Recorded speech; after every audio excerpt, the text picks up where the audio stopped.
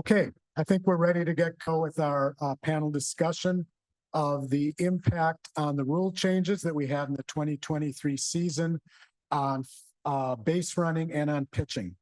I think that most of you know the panelists. I'm just going to add a little bit here. Starting from your left, we have Javy Guerra, who had a 11-year MLB career, earned a World Series ring for his contribution to the bullpen for the 2019 Nationals. And I was looking at his baseball reference page. His rookie year, Javy led the Dodgers with 21 saves.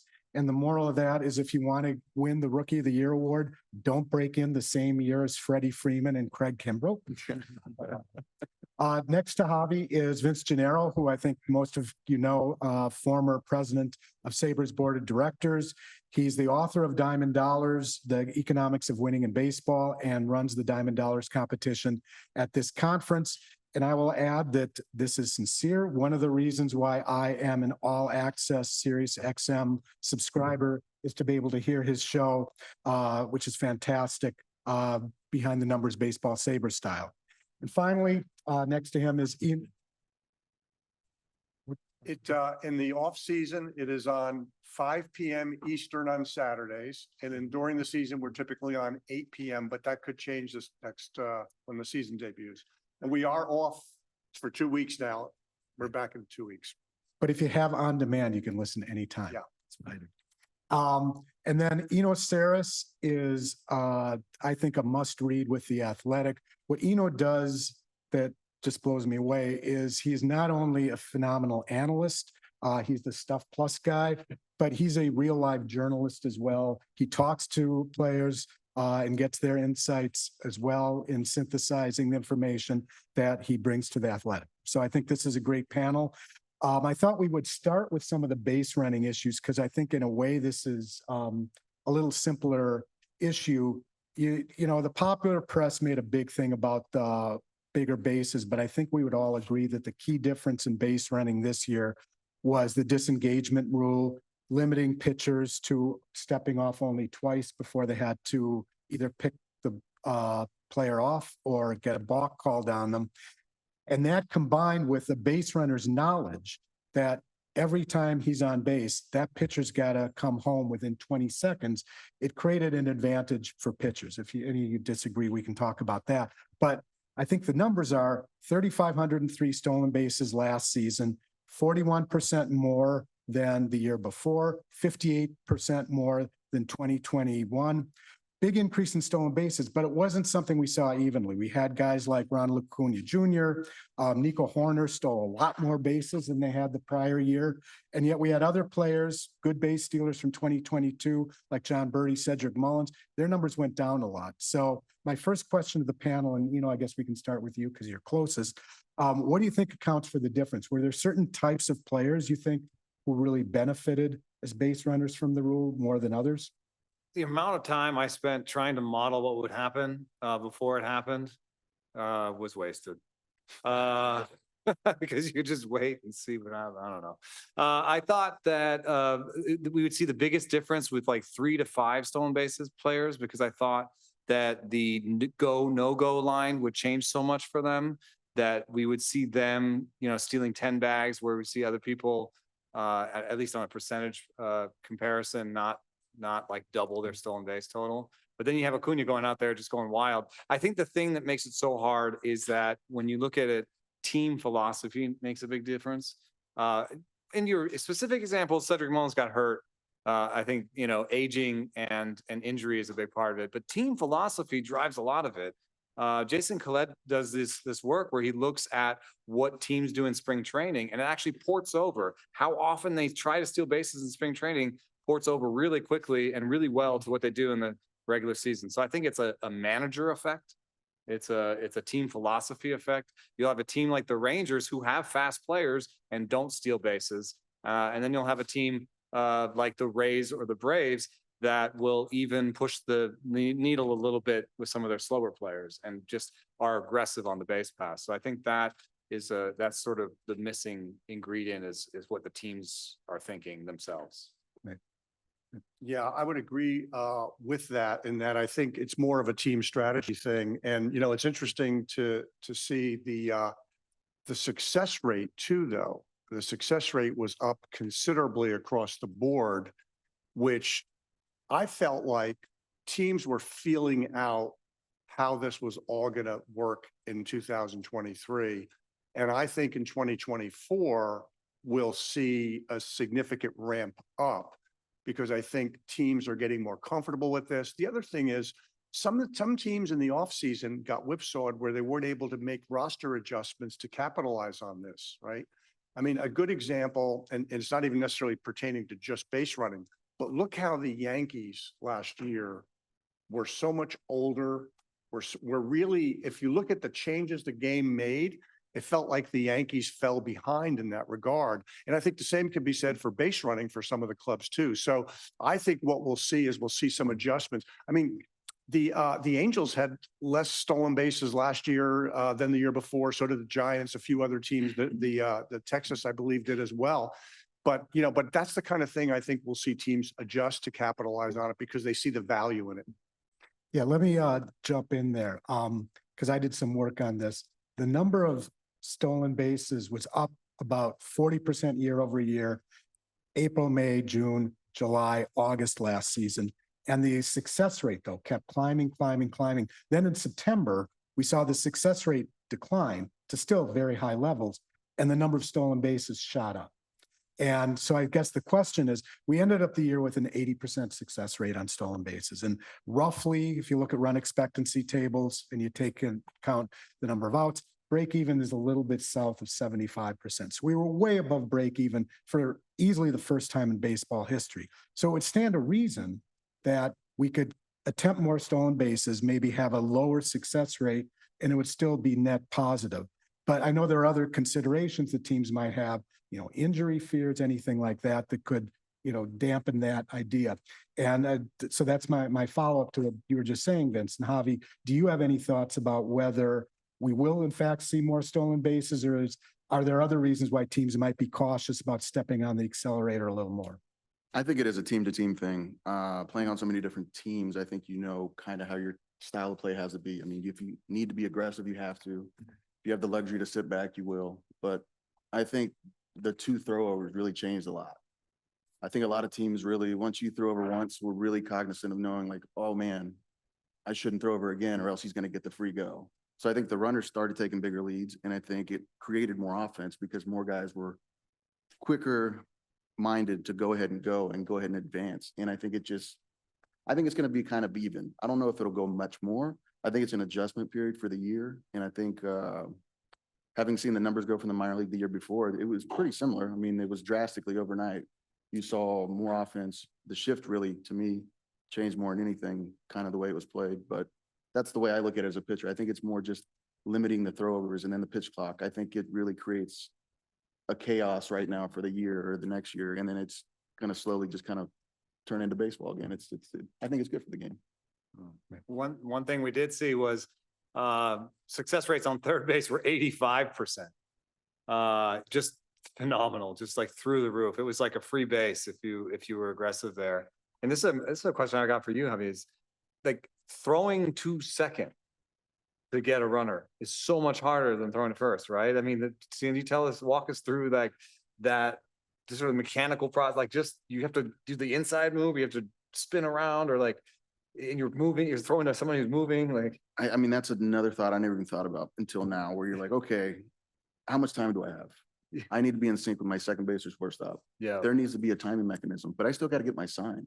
I still have to put it on. We still got to make it move. And if we don't do it, I can't step off and re-engage the clock. and you only got 20 seconds. So it's like, there's a lot going on. So I see third base being probably the easiest one. And then the game has gotten so young, a lot of guys are being forced up there. And it's not that they don't belong, they're just very new. And so you're taking full advantage of a lot of new talent, and it's going to take an adjustment for that to kind of take place as well, I'm sure. The other thing too is I feel like we're seeing third baseman play a lot deeper.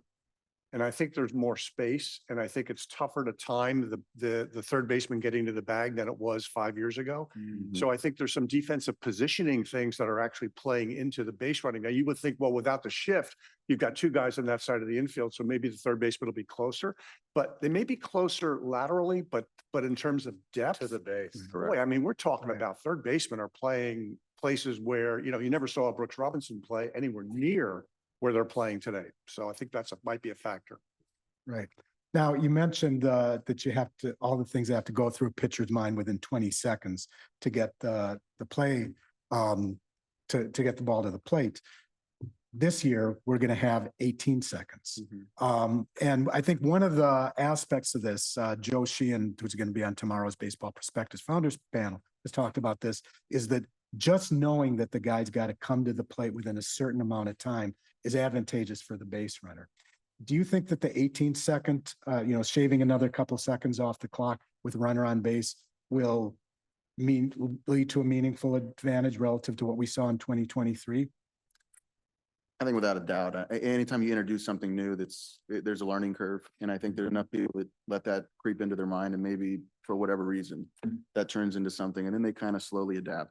But it's definitely geared towards more of the offense, but I think it's helping the pace of play. There's a lot of benefits. Overall, I think it's heading in the right direction. We have to find a balance to keep people healthy. I think that's the biggest concern when you start taking time away from the pitchers.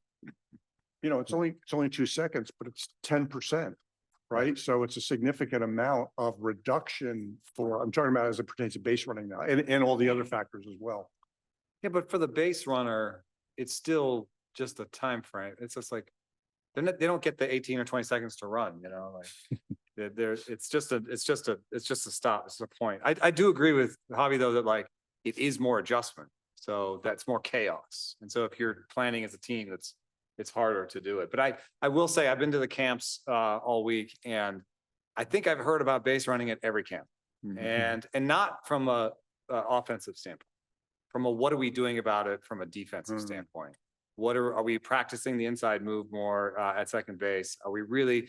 And I had one manager saying, we really need to do this with intent, like really care about it. And yes, the more there are like everybody stealing wild, the more the pitchers, instead of just being like, yeah, here, and then I do this, and yeah, whatever, are going to be like, wait, this is pretty important. And if people steal bases on me specifically, that's going to show up on Savant now. And like, that's going to be on a leaderboard somewhere, and that's going to cost me money in my next contract. So yeah, I'm going to do this practice here with intent and actually care about it. So that's the second year of these rules. So I do think we're going to see more stolen bases because we haven't reached that break-even point. And just from a math perspective, you're going to keep going until you get in trouble, But I do think that the defenses are now getting a year to like, everybody, let's spend some real time on, packages at second base and different looks over, and really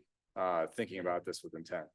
Were you as surprised as I was that after not having him exercise the option, the Mets re-signed Adam Ottavino to this point about the biggest lead and the toughest to hold on runners? I mean, I think he's a that's reliever, so you got to keep the bases clean, man. Yeah. They're gonna go nuts if you don't put them on with people on. Yeah. He's gonna start the inning. No, I mean, but a walk's a double. Something to worry about. A walk's a double. Yeah. I think my hope with that too is that maybe we create a better ball player. Maybe now he's got to be more complete as opposed to just hiding an offensive player at second or left. And, now that infielder kind of needs to know the game, let him be athletic and let him now learn the position. You can't just, I guess, double up on those 7, 8, 9 hitters that are going to hit 30 and hit 200, and you're just trying to hide them in the middle, and they don't turn double plays and they don't do the little things correct. I think the game gets cleaned up also because the defense gets cleaned up. I think I've seen a little bit of a return to that where like you used to look at lineups, and I'm not thinking way back, but just recently used to look at lineups and they're kind of great hitters all the way down. And now you look at the teams that made it to the World Series and the teams that like you look at the Rays as just an example, they'll have like a series and, they'll have some more emptier bats in the lineup because they are, more defensive players and can give you, aspects like that. I do think that with the shift ban, and this running game stuff, like those are other aspects of players that give them value, and you're not just trying to shove as many 750 OPS guys in as you can on every spot in the lineup. Right. Last question about this is that we've talked about stolen bases, But another thing that we saw last season was runners able to take an extra base, first to third on singles, second to home on singles, first to home on doubles at a higher rate than we've seen in prior years.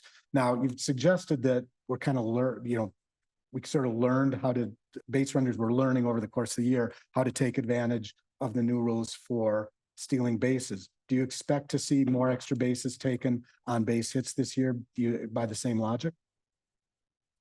I don't. I think if you're that organization, I think you went into the offseason pretty evident. Like, we're going to take care of this right now. Like, we let it happen. We saw how it works. We're going to put an emphasis in spring, and I think we show up to camp and we make sure that we do our best, but it can't happen at the same rate. And we have to figure out how that is. And maybe that's that better ball player that now hits the cutoff man and doesn't try to just airmail and let the guy backside a double, go from first to second. And it cleans up the game, I hope. Okay. Transitioning over to the pitching side, but again, talking about this issue of the disengagement rule. We saw some pitchers did a lot better with batters, with runners on base than they did in other, like Blake Snell was 617 OPS, nobody on, 470 with runners on base. Other guys, Lance Lynn, who did not have a great season, obviously, he was 702 OPS with nobody on, over 1,000 with runners on base. Is that noise, or do you think that the change to the disengagement rule affected some pitchers more than others? I think there's a lot of noise in specific numbers like that. But we have seen players have trouble like that over the course of their career. So there's definitely some signal, and the more sample you get, the more, and you have to acknowledge that these rules will exacerbate that situation. Right. So I'm waffling, but specifically, I would say there's noise in those numbers, but this current environment will exacerbate problems with runners on for sure. And that's going to be something you got to be able to, if you're evaluating players, you got to be able to take that signal from that noise. Okay. I think my question would just be kind of dividing those numbers between the younger guys that were already in the minor leagues playing with these rules versus the older guys adapting. And there might be a number there you can kind of pick at and be like, okay, maybe it's just the older guys getting used to it. And they will. I mean, it's like anything else. It becomes normal, but I think that's probably the number we're kind of looking for. This is kind of for another question that's on the rundown, but if you ask my podcast co-host, I always do this. One thing that I did see was on the SABR website, there's a really cool research piece that showed that the people that had to make the most adjustments into their pace, that amount of adjustment was correlated to poor performance. Yeah. Overall, that the people that had to spend the most time adjusting to the pitch clock, it did affect their performance. It has to. So that's that adjustment period. Yeah. I guess the question then is, was that just the adjustment period, right, and that they're done, they're fine now, or what that'll happen in year 2 and year 3? I think Manoah is a good example of that. And that we'll see this year and kind of see what the turnaround could be. Mm-hmm. Yeah. I do think that, you've really got to wait at least a second year to begin to judge some of these numbers because of the dynamic of it all. And, and Javy will tell you when you're a elite athlete, you're so finely tuned. Yes, you can react to situations and make adjustments, but boy, you start changing something as fundamental as how you work on the mound from a timing standpoint, and it's got to just change the game. It's almost like you're pitching.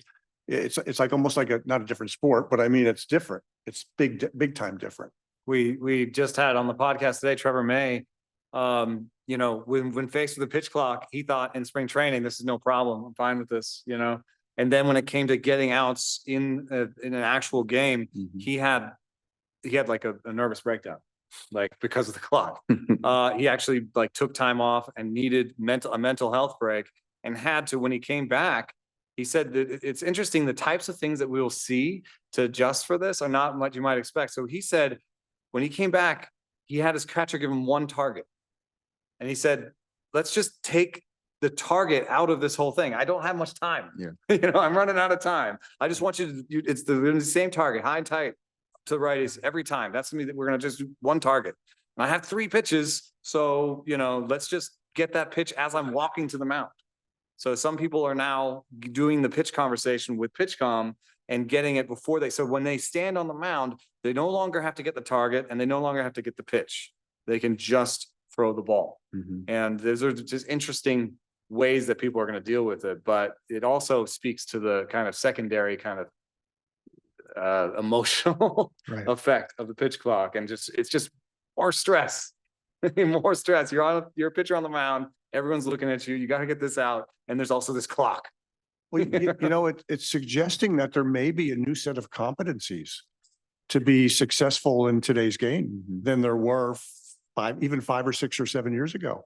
And that's an interesting element in of itself. And you know, how do you screen for that? How do you select for that?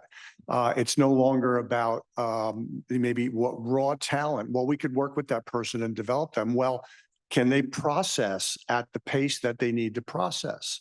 But again, to Javi's point earlier, if you're coming up the system that way, right, then that probably makes the adjustment a lot easier. And to touch on that, I think PitchCom will change that too. Once they implement that and let that be the next step, because hopefully, like you're saying, the player now has to learn what he's good at and he can call his own game. And at least now you're more confident going into the game saying, okay, I'm calling 70% of my own game. That's a quicker pace. Now I have a little bit extra time to buy myself that look over that hole that I need to, or maybe just a thought or two, as opposed to feeling bombarded like a May. And that's shocking because, I mean, he's so good. And to see somebody get distracted by that part of the game is interesting.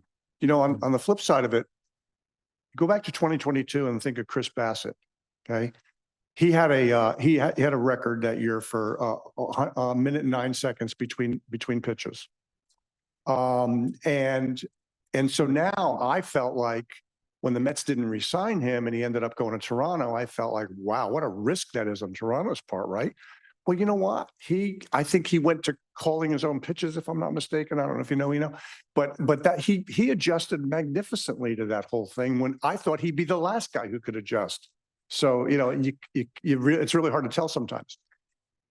I heard him on pitching and just say 99% he calls himself. Does he? And he adds Gennaro and they work together with that. Yeah. So he's a smart guy. You know, you have to figure it out. Yeah, we had a panel last year here for previewing these changes. I remember Dallas Braden saying, you know, at the major league level, guys can adjust.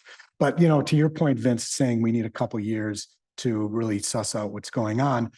Will reducing the time with runners on base mean that we've really not going to know about the impact till 25 and that there'll be another year of adjustment this year?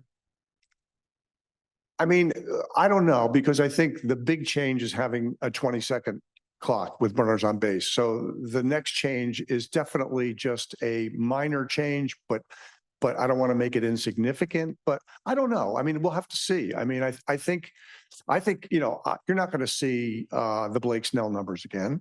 You're not going to see 670 and 410 or whatever, 470, whatever it was. I mean, that to me, that is an anomaly. And so I think those are the kinds of things that we'll see wash out. I also wonder how player development is going to adjust to a lot of this. If you think about just something as simple as how do you train pitchers cardiovascularly, I think you'd want to think about running poles. Got to bring back running poles, baby. Got to make them run, got to make them train slightly differently. If you want that starting pitcher to throw the same amount of pitches in less time, that's going to have fatigue effects. And I know we'll get to the injury portion in a second, but it's going to have to, player development has to think about this and not just, okay, well, we'll just run the clock when we're throwing bullpens. Like, yeah, that's simple. There's another level to it where it's like, how can we make our athletes prepared for this in a better way? Yeah, the fatigue issue, we saw almost no difference in innings pitched per start this year, even in an somewhat slightly increased offensive environment. To what do you attribute that? Because I would have thought, sort of, like you've been saying, that if you have less time between pitches, less time to recover, you get more tired. And that. What do you mean by what's the measurement for fatigue?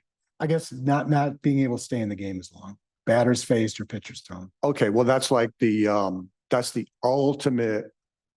That's the ultimate consequence, right? But that's not to say there weren't other consequences. I mean, I don't know.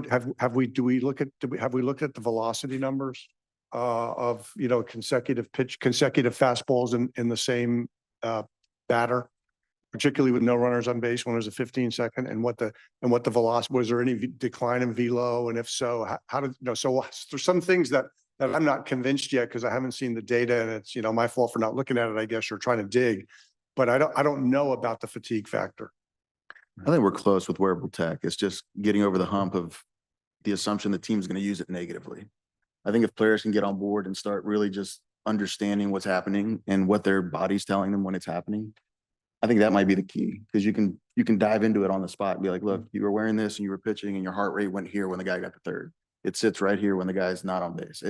It's fine. It's just more or less managing maybe breathing techniques and understanding who you're talking to and how we can impact that one player. But that's a big piece, because I mean, there's only so many. So if you can get a couple of those guys better, I think your whole team takes off. And I think those are those small keys that you can really, make a winning team out of.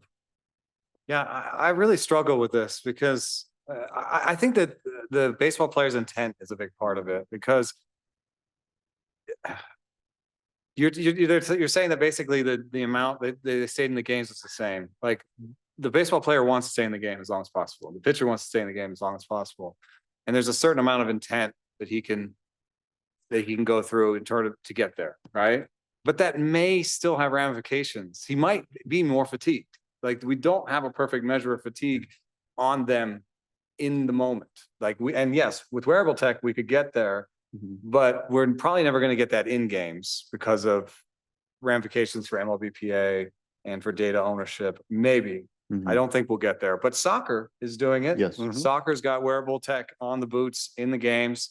So it's a possibility that we would get some actual fatigue measurements from games. But I think it's unassailable to say that if you ask anybody to do the same amount of work in less time, it's going to create more fatigue. I've got Dr. Mike's son here in my ear. It's just, I think that some of the numbers are just not caught up yet. We have these injury numbers, and you referenced that you guys you're going to come out with a piece. Came out today. It came out today. Yeah. And did you find that there were more injuries this year? There were slightly more. I wouldn't consider it a meaningful increase. This is an article we have at Baseball Prospectus. Derek Rhodes, who does our injury stuff, and I did today. And I looked early and I thought there was, but then the late placements on the IL went down, and it kind of was like almost a normal year in the end. Yeah. There's a longer spring training, and so that more days for guys to get hurt in spring training. But once the season started, there was a big blip in Tommy John's in May. But then things sort of return to normal levels. And year 3. Oh, yeah. Well, and also, people who confuse correlation with causation, they all wind up dead. So yeah, I have a feeling that, and there's so many things going in different directions. Like, we are using biomechanical data to improve. Like, the last presentation was, on some level, we're using biomechanical data, a lot of it to produce more velo, but some of it to produce healthier pitchers. Right. And so there is some force towards good in that way, in terms of like keeping people healthy. We're doing a lot of stuff about, trying to manage workloads. Like Mike got hired by a team to try and, keep them healthier. So that's a thing that we are doing. What if that effort to keep them healthier, and then the clock's fatigue is adding injury, but so it stays the same, right, where it could have gotten better, and we will never be able to pull those things apart because there's all these forces in different directions. What the reality is that, the pace of play was the main motivation, I'm sure, behind the pitch clock. I also think there's a sort of a secondary motivation that if we can create this downward pressure on max effort, that maybe we could also get a little less velo and more balls in play, which I think would be great for the game. But at the same time, teams don't necessarily respond to that because they don't really know. And they say, well, we don't want to be the first to experiment and realize that we didn't really have to cut down max effort because nobody's getting hurt at a greater pace than they used to get hurt. So, Yeah, you you don't know, want to be the first GM, be like, we're all throwing softer here. yeah, exactly. That's what we're all gonna throw 2 miles an hour softer this year for this Yeah, team. we had this See how this conversation on goes. my radio show. Yeah. Remember that? I said that to you and you said the same thing on that. But, you know, I just wonder if there's ever a way, and, you know, you and I have talked, Rob, about 11 pitcher limit or some other factors that would just fundamentally change the way pitching is approached. And I'm not suggesting that that's the ultimate answer, but it's just one approach. I'd be curious to your thoughts on it. To me, it's about options. You got 5 options. I mean, you're going to bring up a kid throwing 100 and let him throw as much as you want. And once he gets tired, you send him down. You bring somebody else up. You send him down. You bring. Right. So if we limit that, 5 to me is still too much. If you go to 3, I think now you're talking. I think the teams get better because you're going to hire, I guess, more. I don't know. I guess ready players. And 3 times, I think they give you once to go, and then if you fail, you get sent down, and they bring you up the second time. It's like, hey, kid, like, here you go. Like, now you belong. And if you fail again, I think at that point you realize, okay, we have one more, and you let him sit till he's ready. Because the last thing you want to do is have to carry him. But it creates a better player and a better system to me. But it just isn't as easy for the teams to manipulate the up and down over and over again. Yeah. And just because they want them to come up and throw 100. Like, Yeah. Well, I think that's an interesting solution because, you know, limiting the amount of pitchers you can put on a roster is going to be seen as anti-union and anti-player because it's fewer jobs. So That's already happening. I think that's a kind of a non-starter as much as I like it. One other idea that I've heard that is a little bit sort of CBA neutral is the kind of tying the starting pitcher to the DH. It's kind of a Jason Stark rule. I like it because, you know, that you lose your DH as soon as you take your starting pitcher out of the game. So then you might want to leave him in longer. Gives you a little bit more of that old National League, you know, we're going to think about this decision a little bit longer, think about what pinch hitters we have. And so that might put some pressure on starters to stay in the game longer. Right. I mean, the issue, if you get fewer pitchers on the roster, there are fewer jobs for pitchers, but there are more jobs for hitters. Yeah. And on average, hitters get paid more. Yeah. So, but it certainly, if I'm a current But like union, from a union standpoint, is Right. half of your right. voting. I wouldn't take that away. I would keep the number. No. Yeah. I would keep the number. You're like 26. Right. So I have one more question about the pitch clock, and then I will open up to questions from everybody here. You know, you've talked and others have talked about the change in pitch mix we've seen at the major league level. I'm assuming that is a inevitable, or you know that's something that was going to happen anyway. But this idea of preserving pitcher health, given the pitch clock, do you think that may have played into, you know, the growth of the sweeper and the decline of the fastball? Oh, I just think that limiting the shift rules put pressure on, you need strikeouts even more. And so what do you need if you need more strikeouts is fewer fastballs, more breaking balls, more different kinds of breaking balls. And yeah, so I think that's a long thing that we've seen for a long time. I mean, I think it's almost as long as we've tracked pitches, we've seen fewer fastballs every year and more sliders. So that's part of a long change that's been going on in the game, but it just put more pressure on it to keep going in that direction. Right. Actually, one more question about, now there's going to be a panel tomorrow that's going to talk about fielding. So I don't want to talk about this from the fielder's perspective, but from the pitcher's perspective, obviously banning the shift is bad overall if you're pitching, but there are some pitchers who didn't like a shift going on behind them. Net, how do the pitchers that you spoke with feel about the shift ban? And then we'll ask a pitcher what pitchers felt. Yeah, let's Yeah. What do you think? Like, I think Would it you forces change you to be that here? accountable. You have to hit your spots. I think the biggest thing with the shift, you were able to kind of get away with guys just spraying the ball, throwing it hard down the middle, and then getting the result, you know. And I think now you're having, because the guys are gonna be playing straight up, you're gonna have to hit your spots to get the ground ball you need. So I think it's good. Again, it forces more accountability on the players. I think that's what you want. You want them to be not robots. I think that's the hardest thing. You want to make everybody a robot, and they're not. yeah, I mean, from that perspective, I also see kind of the opposite, which is just that like so many of these young guys coming through are so used to everything being planned for them, you know, and so game plan where they almost don't even have that much input in the game plan. And so for a young player, they would just be like, yeah, whatever, like I'm supposed to throw it to that spot. I'm supposed to throw this to pitch to that spot. The older ones, the ones that are calling their own games, they're the ones who would maybe be affected by it because they have more input on what's happening, their game plan. But they were yelling a lot this year, man. They were yelling about the pitch clock. They were yelling about everything, or maybe it was just Max Scherzer. I don't know. I feel that as far as the shift rules, I feel like all infielders on the dirt had a greater impact than 2 on one side.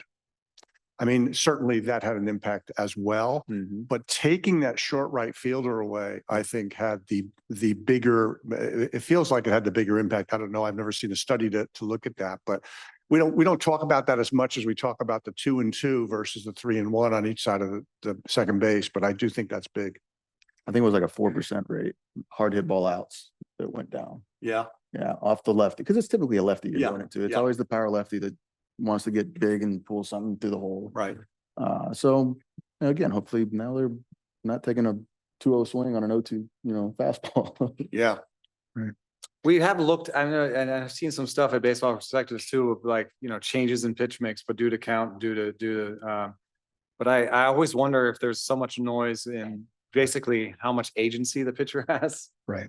From situation to situation. Some pitchers will force more agency on the situation and others will just throw to where the catcher sets up. Right. All right. I think we can take questions. I don't know where the big cube is. Is it? Oh, it's right here. Oh, geez. I got to throw this. got it. All right. I'm going to throw it once, then you guys are responsible. All right, really nice panel. So I was just going to ask, considering all the rule changes, just looking at the baseline stats compared to other seasons, like any season before 2023, when you evaluate a pitcher from 2023 seasons and compared to historical seasons, do you think, you can like adjust for like the rule changes and like, would there be a significant effect in that case? Well, one thing is looking at them in the context of the other pitchers, right? Within the same year. So if you look at things that are consistent with the stats for that year, you can make pitcher to pitcher comparisons. Linearly over time for the same pitcher, it's a little trickier. You have to make some adjustments, but you can do that by looking horizontally over the course of the same year from other pitchers. Yeah, I like plus stats, Yeah. Gotta plus it all up. Get a baseline.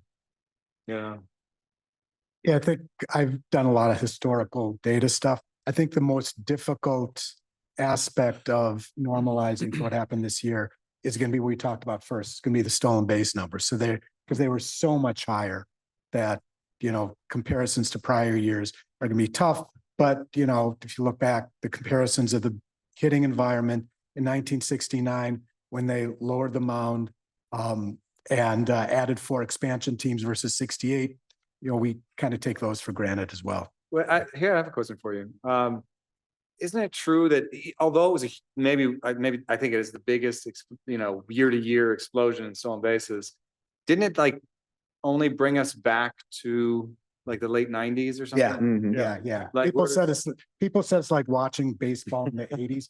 I watched baseball in the 80s. It was not like watching baseball in the 80s. It was the most since 1997. So 97. So Yeah. we didn't even we turned back the clock, but I think a lot of the things we turned back the clock on this, we didn't really change the underlying forces that created the situation. Right. Like we tried to do something about strikeouts. We didn't do much about it. Even if we did turn it back a little bit, there's such long.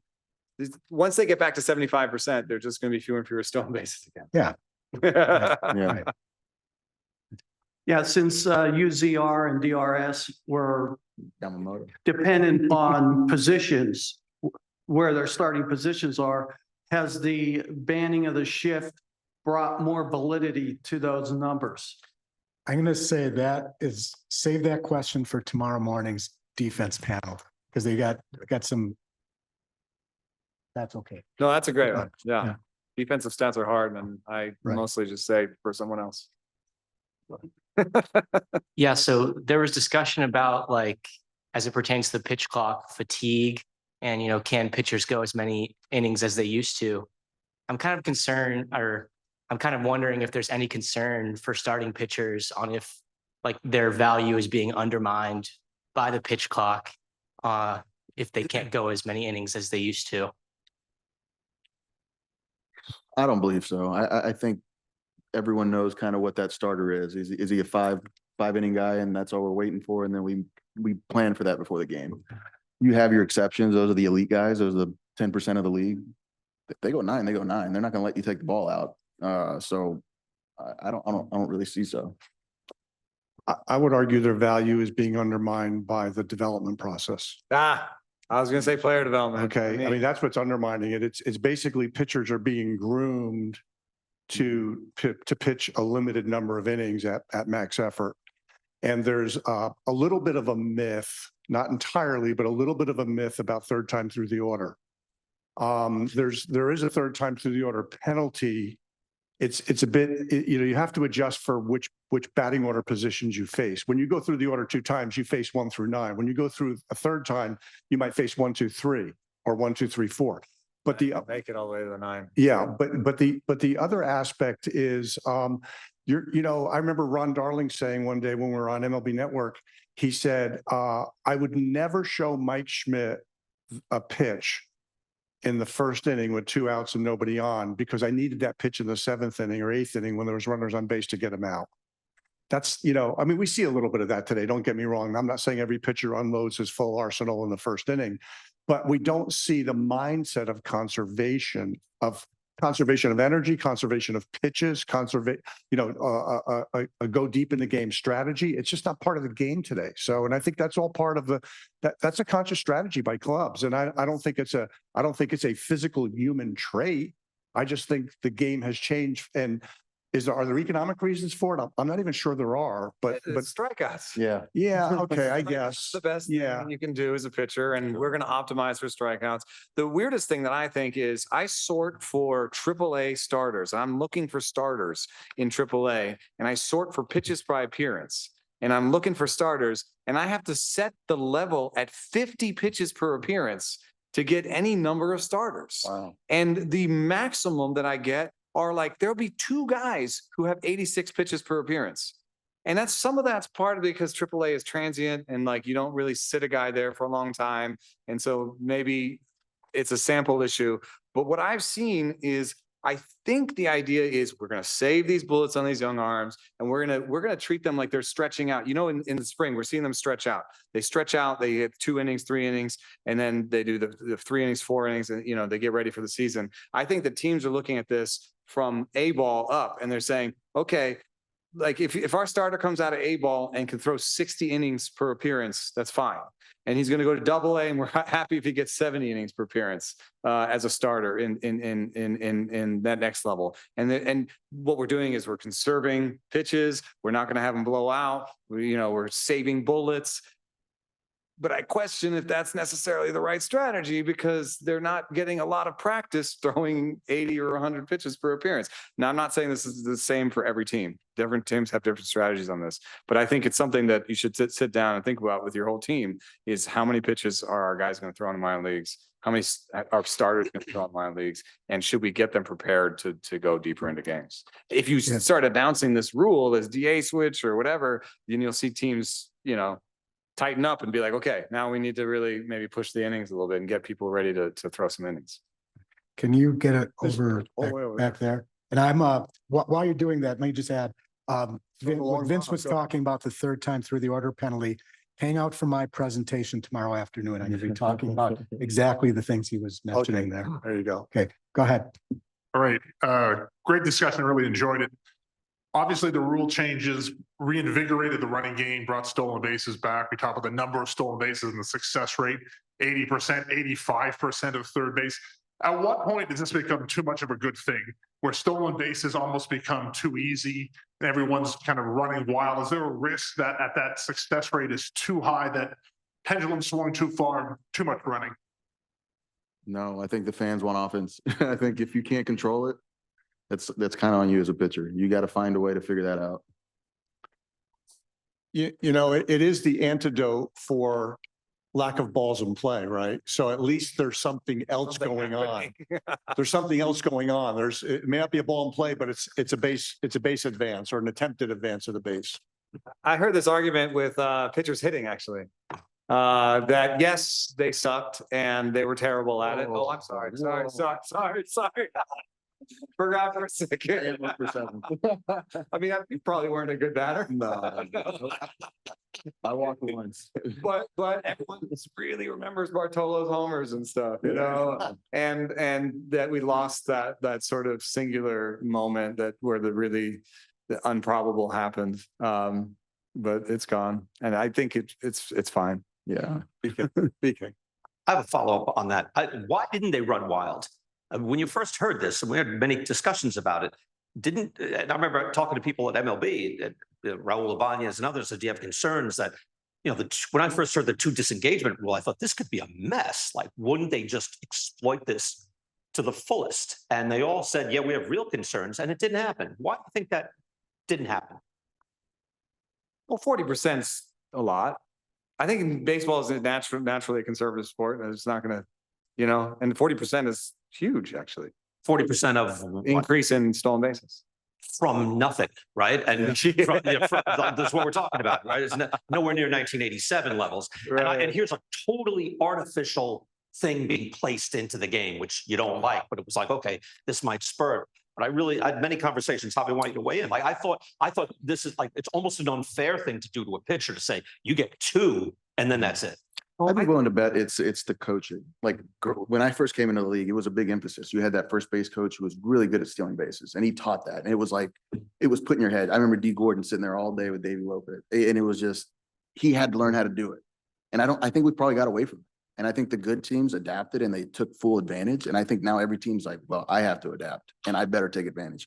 So I think that's probably where it's at, because guys will do it. I think it's going to get out of hand, and again, it's on the pitcher. I don't know. I think it has a possibility of getting out of hand. I know, you know, you've been talking to teams.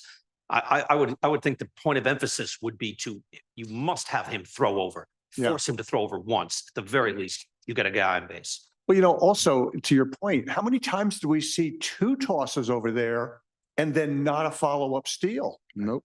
Or not even a draw of a 3rd throw? I mean, at that point, I don't know. I mean, I felt like there's really something left on the table from that. I actually also think there's something else going on. The type of player we have in the big leagues. So I don't think we have, even though I said that there is a little bit of pressure on, you know, maybe having some more glove first guys in the lineup and stuff.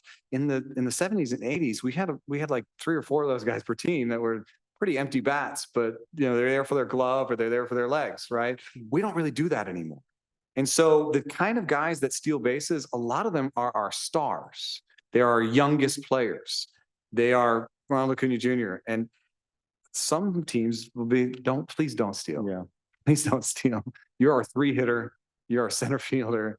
Please don't steal and break a finger on that bag, you know? So I think there's a little bit there with the player types, because you look at Trout, you know, like he did steal some bases early, but once he started getting injured, he wasn't going to do it anymore. They want him in there. They're telling him don't steal anymore. So I think the types of players that have the speed, who are they? That had something to do with it. And if they start paying for it, you'll see more of it. Right. Yeah. What happens in contract years? Yeah. Yeah, so I'm curious from like a base running methodology standpoint. We've seen guys like Anthony Volpe try out this short primary, big secondary lead, especially when it comes to having, you know, the 20-second clock and now the disengagements. I'm curious if you think this will stay kind of isolated, or this may almost change the scope of base running for the future on how guys approach stolen bases. Oh, it's a copycat league. People noticed what the Yankees were doing. We had an article in The Athletic about it, you know. I'm guaranteed people read that. And, you know, we're talking about it. So, yeah, I think that'll spread. And I think with the 18-second rule, I think you'll see more runners trying to time that. Yes. Because I think you're going to have some pitchers who are going to cut it close, particularly in high stress situations where you need a little bit of a time to regroup and you want to really think about which pitch, where do I want to locate it? By the way, where's my defenders playing at the moment? What's the lead? I mean, there's a lot going on.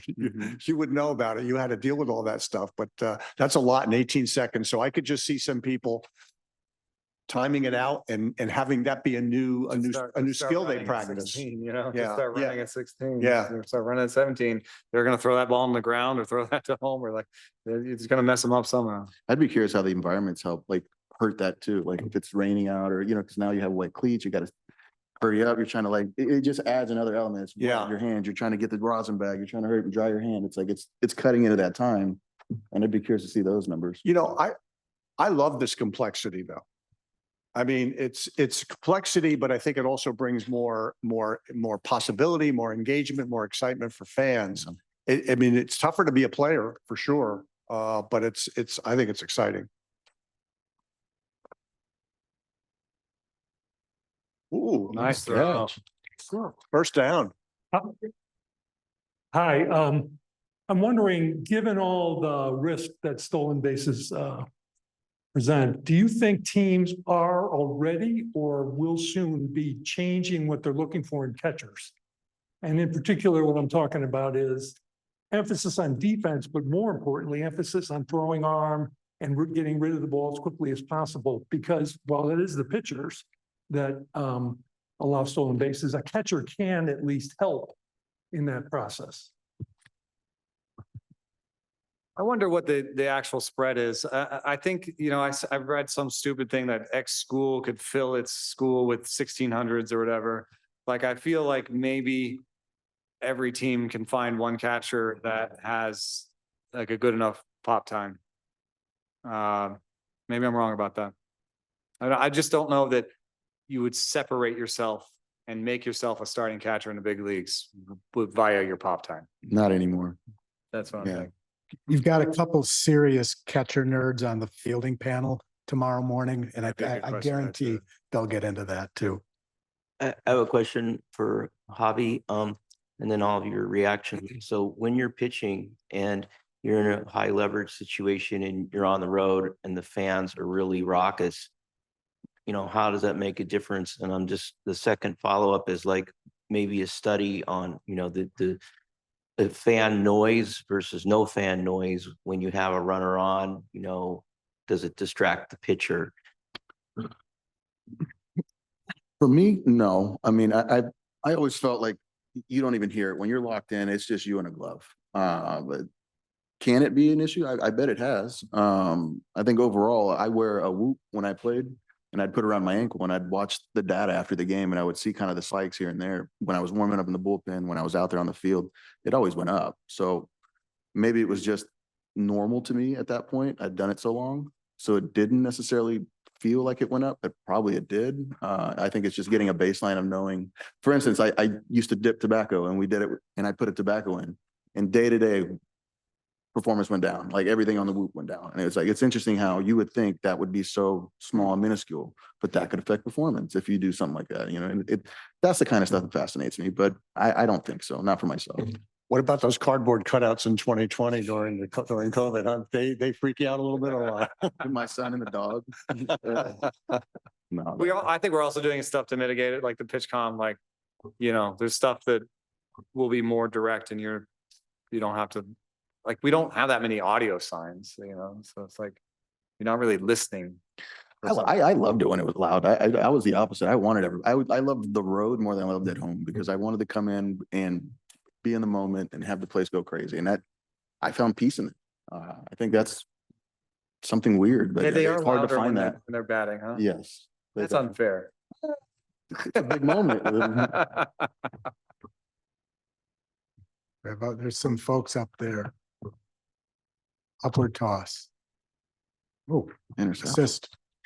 So we talked a little bit about, turning back the clock and the 97 numbers compared to today. Do you think, just besides stealing, we'll see more small ball? We talked about the third baseman playing farther back. They've been farther back than ever. You see more bunts, more hit and run, bunt and run, things like that incorporated into next year, 2 years, things like that.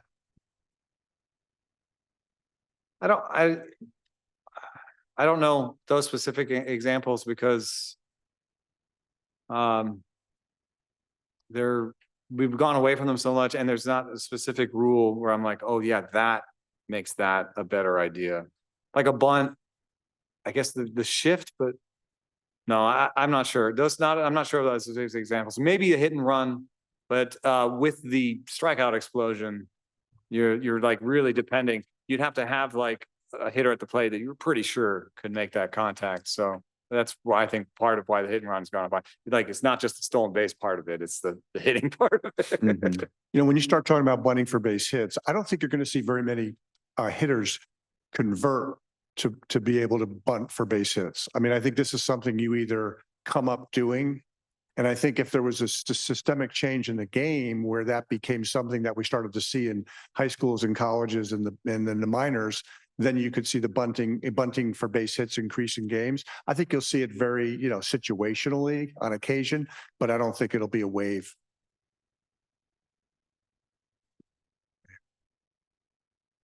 Last one.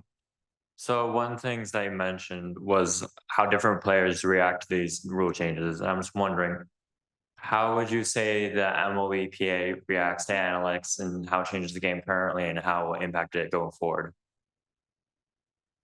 I'm sorry. How the MLBPA reacted to the rules is the question? Yeah, how do they react to analytics being more part of the game and how do you think players will react to new changes going forward? I mean, one very concrete way is they hired Craig Edwards away from Fangraphs to beef up some of they've and it's not just one guy. I'm just saying they've been beefing up their analyst side to keep pace and try to model out some of these changes so that they're in front of them. But unfortunately, and I don't want to put blame on any one party, but they're sort of removed from the rules discussion by an agreement that was made. So Manfred can kind of do what he wants. Unfortunately. Well, on that cheering note, thank our panelists. I think this was a great discussion.